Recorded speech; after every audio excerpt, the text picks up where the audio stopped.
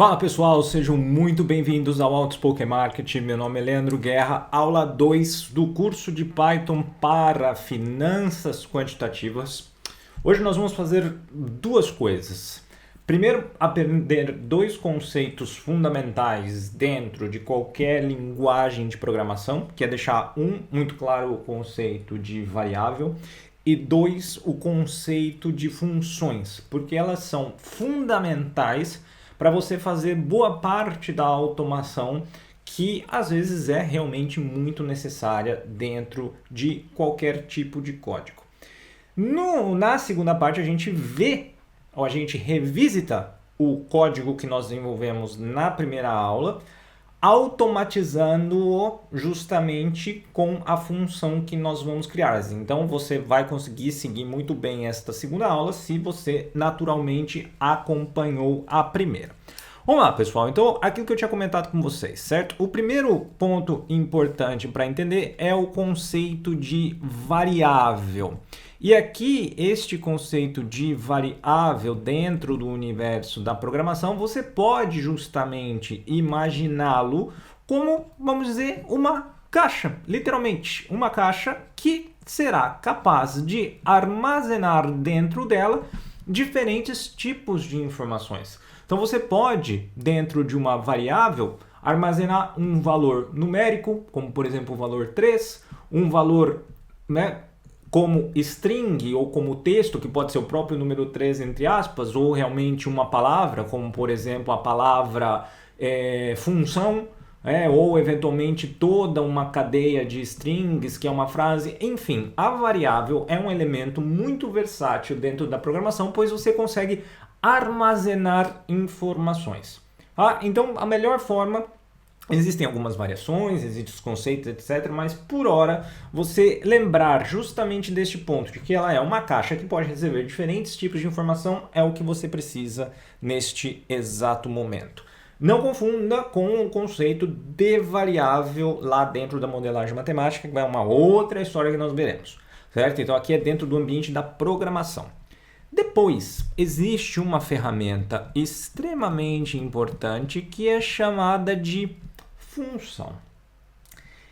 Agora, de uma maneira semelhante à variável, você também pode pensar na função como uma caixa que vai armazenar informações. Só que ela, nesse caso, ela não serve para armazenar uma informação como uma variável, tá? A função, ela vai ser uma caixa que executa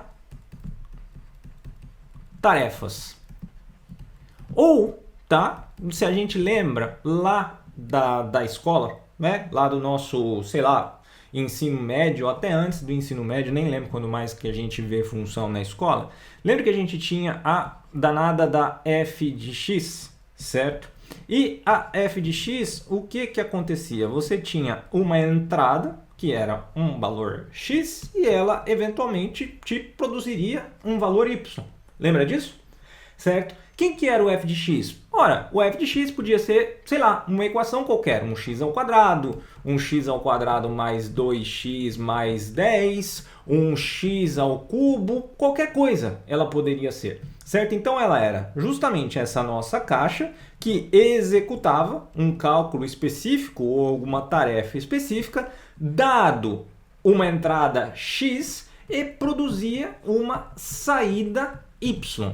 Agora, essa entrada da função x no ambiente da programação, ela tem um nome muito específico que é chamado de argumento. Então, o argumento de uma função, eles serão os parâmetros de entrada da mesma. E o retorno, ou também a saída da função, é o resultado da execução daquilo que você colocou para ser feito dentro da caixinha, produzindo então a nossa saída y ou qualquer outra coisa que nós possamos ter como, né, o elemento, o produto final desta operação. Beleza, pessoal? Eu vou deixar esse esquema para download no site do Outspoken Marketing, tá? Lá na página do curso do Python. É importante que você guarde e armazene muito bem essa ideia, porque levar isso daqui com si para qualquer linguagem de programação vai fazer toda a diferença. Agora deixa eu só trocar o equipamento aqui, porque eu saio da lousa e nós vamos diretamente ali para a parte da automação com funções para a gente entender na prática essas coisas que nós vimos. Essa primeira parte que nós temos aqui, certo, do nosso código, ela é exatamente igual àquela da aula 1. Até esse ponto aqui que começa a automação com funções, tá? Eu deixei só para se você precisar, né? Você não precisar ficar trocando de arquivo, você simplesmente olha, né, o que eu fiz lá e a diferença que eu estou fazendo aqui na aula 2. Então a aula 2 começa aqui na parte de automação com funções. Então eu vou executar todo este código exatamente até essa primeira parte aqui. Então eu venho aqui, seleciono essa automação com funções, venho aqui em células, coloco aqui, ó, tá vendo? Tem essa opção aqui, ó, de rodar, tá? Todas as células acima. Então essa está selecionada, eu vou executar todas as células que eu tenho acima. E isso vai nos dar exatamente, tá vendo que ele está pensando aqui ainda, ele nos dará exatamente o mesmo código da aula número 1. A única diferença que tem aqui ligeira é que eu fiz aqui um import warnings para poder tirar aqueles warnings que aparecem. Na primeira aula eu não tinha removido para você saber que isso pode acontecer e eventualmente você pode deixar esse cara aqui, ó. Então tá vendo? Ele tem o código da nossa primeira aula, aquilo que você já conhece, legal, muito bem. Agora, como que funciona a função no Python? Primeiro ponto de todos, você precisa declarar a função. O que é declarar a função, Leandro? É você escrevê-la, aquilo que você está fazendo. Então, no Python, você começa tendo que definir ou declarar a sua função. Então você vai ter essa palavra-chave aqui, vamos até deixar aqui maior o texto. Você tem essa palavra-chave aqui, def. Então toda vez que você ver def, você tem o início de uma função. Aí você tem o nome da função, que pode ser qualquer coisa que você quiser. Tal qual a variável recebe qualquer coisa dentro e pode assumir qualquer nome, a função é a mesma coisa. Então eu chamei aqui de minha função. Sei lá, eu poderia chamar esse cara aqui, sei lá, de borrosca. Tanto faz aquilo que eu chamei, tá? Porém, tá? É uma boa prática de programação, obviamente, você colocar nomes que sejam condizentes com aquilo que você está exatamente executando. Até porque, senão fica aquele tipo de código que nem Deus lembra aquilo que você estava fazendo. Tá? Então é sempre, né, uma boa prática dar nomes de funções, variáveis, comentar bem o seu código sempre. Tá? Veja que eu faço o comentário aqui, seguido, né, do jogo da velha, isso daqui é um comentário. Ou seja, o interpretador do Python, ele ignora isso daqui como um código que executa um comando e ele simplesmente armazena essa informação aqui como, né, algo ali nulo, para lembrar o que eu fiz. Então você vai perceber sempre que meus códigos são bem comentados, porque, né, você precisa lembrar, e principalmente se alguém pegar e receber o seu código, essa pessoa também sabe ali o que estava sendo feito, sem precisar ficar adivinhando.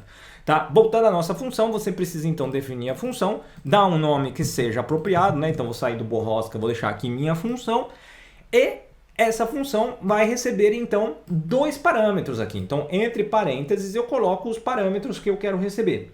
Esse nominho que vai aqui, tá? Ele só serve como referência para a função e depois você tem que repeti-lo lá dentro. Então, ele não necessariamente precisa ser igual ao nome da variável que você está colocando, tá? Então, por simplicidade, eu coloquei aqui que a minha função recebe dois parâmetros, x e y, dois pontos, certo? E aí ela vai me retornar o quê? Ela vai me retornar x multiplicado por y. Essa é a minha função, semelhante àquilo que nós fizemos aqui na nossa, né, execução. A diferença é que aqui eu fazia x ao quadrado, aqui nós estamos fazendo justamente um x vezes y. Executo. Você viu que não aconteceu nada. Por quê? Porque eu só declarei a minha função. Se eu inserir aqui uma outra linha e chamar a minha função, tá? Exatamente o que eu estou fazendo aqui. Quando eu executo isso daqui, ele vai te dar, ó, que ele é uma função dentro ali da parte principal do código do Python. Tá? Simplesmente isso daqui. Quando então eu chamo a execução da minha função, então ela tem aqui, ó, minha função, e aí recebe os parâmetros 2 e 3.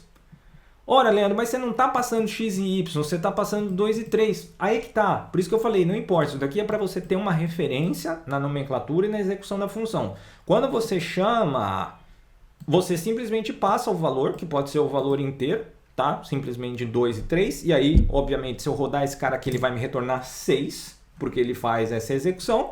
Ou, eventualmente, eu poderia ter isso aqui, ó. A recebe 2, B recebe 10, e aí eu chamo minha função que vai receber, então, a B. Vai dar o quê? 20, certo? 2 vezes 10, ou x vezes y. Só que quem que é A e B aqui são exatamente as minhas variáveis. Isso dá exatamente a flexibilidade e o poder da função, certo? Agora, o que nós vamos fazer? Nós vamos criar uma função, para a gente chegar no ponto da automação, nós vamos criar uma função que eu chamei aqui de Outspoken Marketing, né, ou OM Bollinger. E aí, lembra, quando a gente trabalhou o vídeo na primeira aula, o que a gente tinha, né, como parâmetros? A gente tinha que ajustar quem que era o ticker, qual que era o início do período, o final do período que nós trabalharíamos, certo? Então a gente tinha que também dar o período do alvo, o período da média móvel, o período, a quantidade de desvios. Lembra, tinham esses elementos que eram as nossas variáveis, certo? O período do alvo aqui que eu tinha comentado. Ou seja, a minha função tem que receber aquilo que é importante para ela. Então, para eu poder calcular o Bollinger, o que eu preciso? O ticker, preciso de um período da média móvel, preciso do número de desvios, preciso de uma data de início, preciso de uma data de fim e preciso de um período para o alvo. Não é isso que eu preciso? Seguir o raciocínio?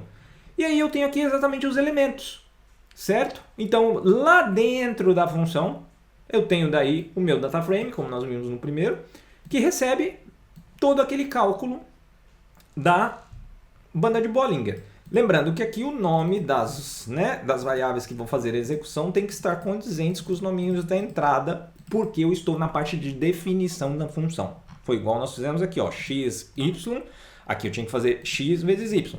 Então aqui eu estou colocando todos esses caras, eu tenho que usar exatamente esses caras para aquilo.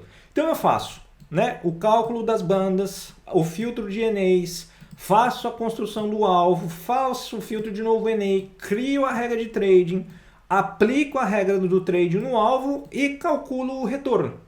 E aí, né, o retorno do trade, e aí a minha função ela vai me devolver o data frame, né, que é a base de dados, as linhas e as colunas de toda aquela base do ticker que nós estamos passando aqui em consideração. Então, praticamente o que eu fiz? Dentro dessa função, eu encaixei todo o código da aula 1. E aí, qual que é a vantagem disso? Então, vamos aqui, ó, declarei a função. Aí, olha que legal, minha gente, tá? Eu crio daí as variáveis que serão os parâmetros da função, tá? Por simplicidade, mantidos aqui os mesmos nomes, mas você já viu que pode ser diferente, certo? Aí, agora, olha que legal. Eu vou chamar a minha função, tá? Eu chamo a função aqui, ó, OM Bollinger, passando os parâmetros que estão declarados aqui, certo? E olha que bacana, eu recebo de volta o meu data frame. Certo? Leandro, mas qual que é a vantagem disso aí? Porque você fez aqui o código, mas foi igual a outra aula. A vantagem é essa aqui, ó. Vamos supor que eu queira daí pegar esse cara desde 2016. Eu só venho aqui, só mudo, tá? Mudo aqui os meus desvios, por exemplo, quero ver com um desvio. Pego esse cara aqui e rodo de novo. Eu tenho exatamente o data frame inteiro calculado para aquela nova configuração. É exatamente isso. O seu código fica muito mais enxuto. A sua função pode ser importada para outros lugares. Depois eu vou explicar isso para vocês de uma outra aula. E fica muito automatizado. Leandro, não estou convencido. Justo. Vamos pensar o seguinte. O que te interessa disso tudo aqui? O resultado da tua estratégia. Se ele foi bom, se ele foi ruim. Certo? Então, como que eu pego apenas o resultado? Bem, o resultado está lá na última coluna, né, e na última linha, que é o resultado retorno do trade do Bollinger e exatamente ali na nossa última linha. Então, no Python, o que eu posso fazer? Eu posso daí chamar a minha função, então OM Bollinger passando meus parâmetros. Se eu colocar aqui, ó, esse -1, certo? Então eu coloco ponto e lock -1, isso me traz a última linha do data frame. Então ele vai me trazer todas as colunas, open, high, low, close, desvio, etc. Tudo, só que referente à última linha. Se eu adiciono um outro colchetes menos 1, ele me traz o último valor na última coluna da última linha.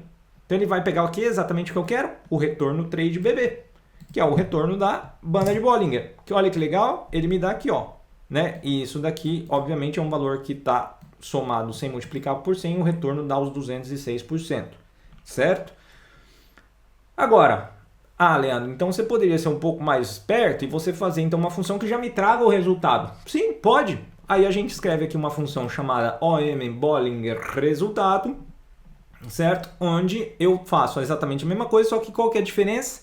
Ao invés de eu retornar todo o data frame, como nós fizemos na primeira função, eu retorno simplesmente o data frame com o iloc do menos 1 com menos 1. Isso vai me retornar daí, para essa nova função, apenas aquele valor. Aí quando eu rodo o meu OM Bollinger resultado, olha que legal, eu tenho aquele valor que eu queria. Agora, a vantagem da função qual que é? Eu poder passar diferentes parâmetros e conseguir calcular todo mundo rapidamente. Então, ó, se eu quiser agora testar múltiplos resultados, eu faço o seguinte, eu chamo a minha função OM Bollinger resultado, certo? E aí, diferentes parâmetros, e aí eu faço a comparação. Olha que legal. Tcharam, tá feito. Então você pode colocar aqui tantas quantas configurações você quiser daquele seu alvo, daquele seu período, etc. E você pode passar tanto diretamente como o nome da variável ou como diretamente como valor aqui. Lembrando sempre que, importantíssimo isso que eu vou falar aqui agora, a ordem que você pôs aqui importa. Então a ordem que você declarou, os parâmetros da função aqui, é a mesma ordem que você tem que naturalmente imputar os valores aqui embaixo. Senão vai dar errado, vai dar bem errado, tá? Porque ele vai pegar o valor que ele quiser. Não pode, você tem que justamente seguir a sequência que você fez aqui. É a sequência que você vai passar os valores da sua função, certo? Se você ainda quiser, a gente pode ter aqui ó, uma função para postar o gráfico. Ora, o meu gráfico, eu só preciso receber o que então? O data frame. Então eu tenho uma função aqui que eu chamei de plot resultado, onde eu passo um data frame. Desse data frame eu pego a coluna que eu quero, que é a retorno trade BB, e tenho lá aquele pedacinho do código do gráfico. Aí agora, ó que legal, certo? Eu posso fazer o seguinte, lembra que eu falei que uma variável pode receber qualquer valor? Ela pode inclusive receber uma função. Ou, porque a variável daí, ó, se eu chamar esse cara aqui dados e atribuir a dados a minha função OM Bollinger, quem que é dados agora? Ele é o retorno da função, e o retorno da função OM Bollinger é o data frame, certo? Olha lá. Aí o que que eu faço? Passo dados dentro da nossa função plot resultados, eu tenho aqui o gráfico dos resultados. É legal demais, né, pessoal? Eu sou apaixonado por essas coisas, é complicado. Sou muito suspeito para falar de tudo. Tá bom, meus queridos? Então, espero que vocês tenham gostado de mais uma aula. Lembrando, à disposição para dúvidas, para qualquer coisa, compartilhe com seus amigos, compartilhe com todo mundo, grupo de WhatsApp, Telegram. Vamos fazer esse negócio girar, porque o objetivo justamente é compartilhar conhecimento. A gente se vê aí num próximo. Deixa o seu like também. Um grande abraço. Tchau, tchau.